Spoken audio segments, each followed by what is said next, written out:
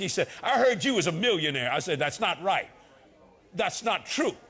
He said, yes, it is. I said, no, it's not. Multi. Now, add that to it and you'll be all right. This is Jesse Duplantis, televangelist, close friend of Kenneth Copeland, and this is some of that God-given humility that you see. You know, fruits of the Holy Spirit, love, kindness, peace, joy, patience, all that stuff. Those are the types of qualities that Jesse Duplantis definitely embodies, right?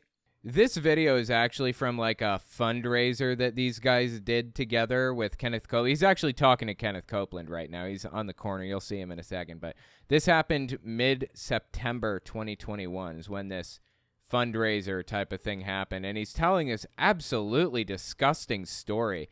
Listen to what Duplantis, televangelist, has to say here. I honestly believe this, that the reason why Jesus hadn't come is because people are not giving the way God told them to give. You see what I'm saying? Wow. I mean, when you understand it, you can speed up the time. So you can make Jesus come back if you just send me money. Wow, dude. Wow. I was on television. He said, I heard you was a millionaire. I said, that's not right. That's not true. He said, yes, it is. I said, no, it's not. Multi. Now, add that to it and you'll be all right. Oh, he couldn't handle that. He like to have had a fit. And I said, he's telling this story like it's so funny. People are laughing. Dude, how depraved is it? Look, Kenneth Copeland's laughing harder than any of them. He's just chuckling it up over there. Wow, man. Like to have had a fit. And I said, you mess with me, I'll buy this station and I'll fire you. Yeah. Oh, he didn't like that, did he? Why do they think this is funny? Somebody's criticizing him for taking money from the poor. Money that he doesn't need. And he threatens them with purchasing this studio and firing them. Does it get more depraved than this, dude? You know, that was a little fleshy, but it felt good. It was a little fleshy, i.e., that was sinful, but I enjoyed it. And they're laughing at this.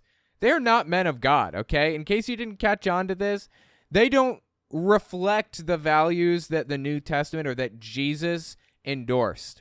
They don't embody the fruits of the Holy Spirit. Love, joy, peace, patience, kindness, generosity. You notice that one in there? Generosity. Catch that one?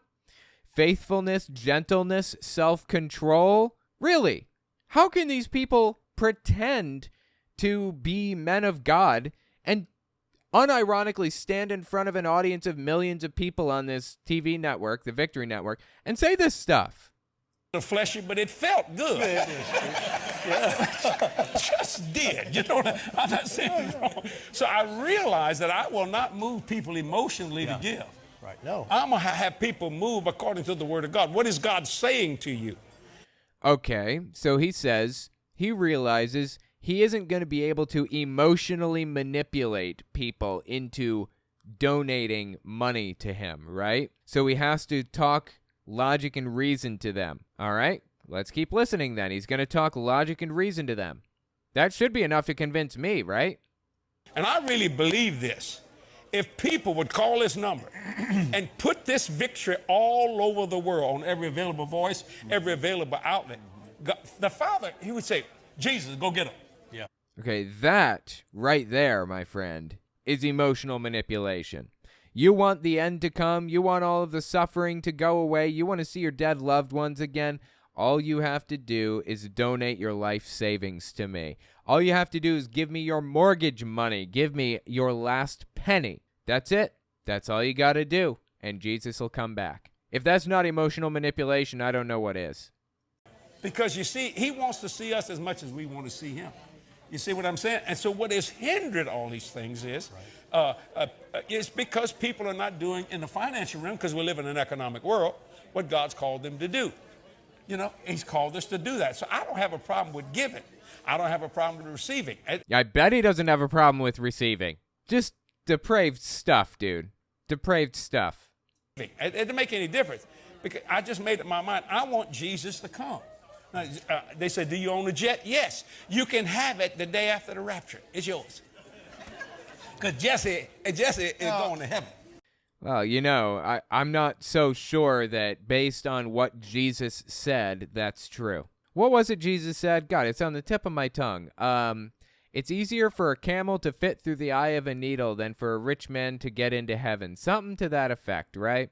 And this guy's talking about how you'll be able to take his private jet when he goes to heaven. Come on. It's a joke at this point, okay? It's a joke. I got some emails from people. FYI, if you want to send me a message, you can do it by calling 1-800-701-8573. That's my voicemail number. Or you can go to my website, owenmorgan.com, hit the Contact Us button in the top right corner. It's this puppy right here, Contact Me. Just click this bad boy, this button. Takes you to this. Got a question or a comment? You can type in email, first name, last name, message. Only things that are necessary are email and message. And you can click this bad boy right here. Click that puppy, subscribe to the newsletter, because that's definitely what you want to do.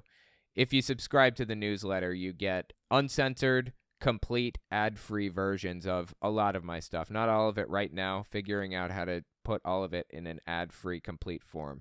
But at least a lot of my videos you'll gain access to that way. You can also just go to the website and type your information in right here on the side. Subscribe to my email list. Email address, first name, last name, and then hit subscribe. If you check my website regularly, though, I upload things like this to it. This is like access to my videos early. Like this one hasn't even released yet right here as of the time that this is being filmed. So you'll have access to like this video. These three right here are not public. These are unlisted, ad-free, complete, uncensored breakdowns. This one releases soon. So anyways, yeah, you can access all this stuff if you want. So this person that I got this comment from used the contact form on my website. They just hit contact me, sent me a message that way. Aside from the faith healing grift, do these televangelists nutterbutters believe what they preach, or is it all a money grab? I'll answer that one first, and then we'll take a look at the other one.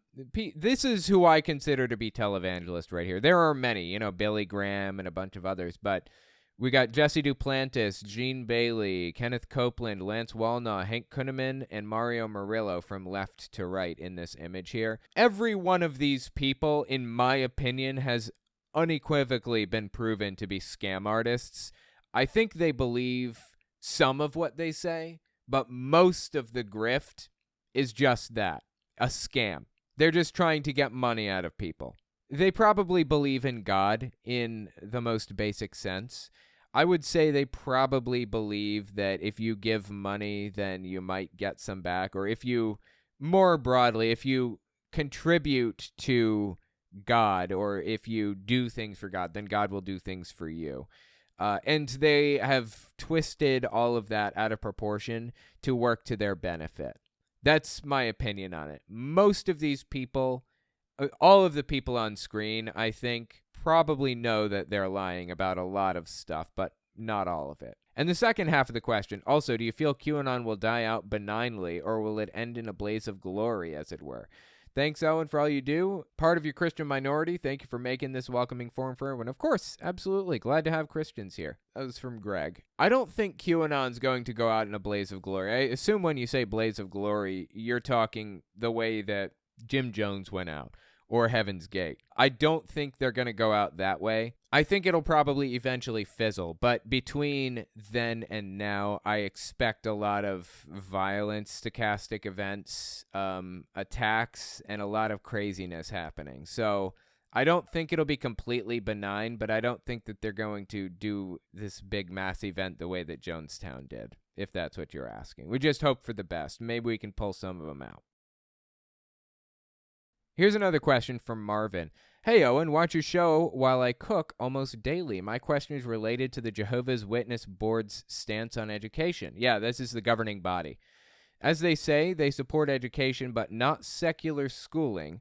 Why do they not set up their own university? Many religious groups have a similar view but created their own university, such as Brigham Young University. That's a Mormon one. Bob Jones University, and Liberty University. I think those two are evangelical ones. Someone correct me if I'm wrong. Any thoughts on why they haven't established one? That's an interesting question. Let me just play this short clip from Tony Morris, now disgraced governing body member. He's no longer a member of the governing body. just fired from them, like not even that long ago. But he kind of led the way heavily on banning tight pants from the religion, banning education. Although Jehovah's Witnesses have always been opposed to education, higher education. So that's not entirely Tony Morris's doing. But listen to what he had to say here. I think this is 2015. Sometimes people will say, well, Jehovah's Witnesses are against education. Well, that's ridiculous. We're not against education. We are pro-education. It's just that we are selective with who does the educating. Right. So what he's really saying is they're against college education. They think you should be going to the Kingdom Hall for your education rather than going to a college. We promote divine education. We believe it to be superior. Well, you can believe it's superior all you want, but it doesn't mean that it's not necessary to get secular education too. If you want to survive in this world, you're going to have to go to a university and get a 4-year degree. That's how people rise themselves out of poverty more often than not. Now, he's trying to pit them against each other. Divine education, as he calls it, showing up to Jehovah's Witness meetings and listening to what they say, and just going to college to better yourself and improve your living conditions. It's just depraved stuff, man. The way that he frames everything is just wrong. Now, as far as the question goes, why don't they create their own university? The answer is because, in my opinion, the governing body members are true believers. They really buy what they're selling. They believe all of it. And as a result of believing all of it, they think that there's going to come a time when Armageddon is sparked into place and Jehovah's Witnesses are going to have to hide in basements from the authorities the same way that Jews did in the 1940s. And eventually the world is going to band into a one-world government and ban all religion, Jehovah's Witnesses included. And that's when Armageddon's going to come and blah, blah, blah. At the end of that period, this is Jehovah's Witness theology. They think that they're going to have to rebuild the planet. Everybody who is not a Jehovah's Witness, active, door-knocking, believing, baptized member of Jehovah's Witnesses is going to die in Armageddon. That's their belief. And after Armageddon, all of the believing Jehovah's Witnesses, the practicing ones that survived, are going to have to rebuild the planet. Now, what good would a degree in chemistry do somebody who's trying to rebuild the planet after a massive war? That's their take on it. Logically, if you're following the beliefs down the path that they've built for you, it doesn't make any sense to get a degree in chemistry when you could go for a trade job and learn carpentry or learn plumbing and use that skill in the new system to rebuild the planet. In reality,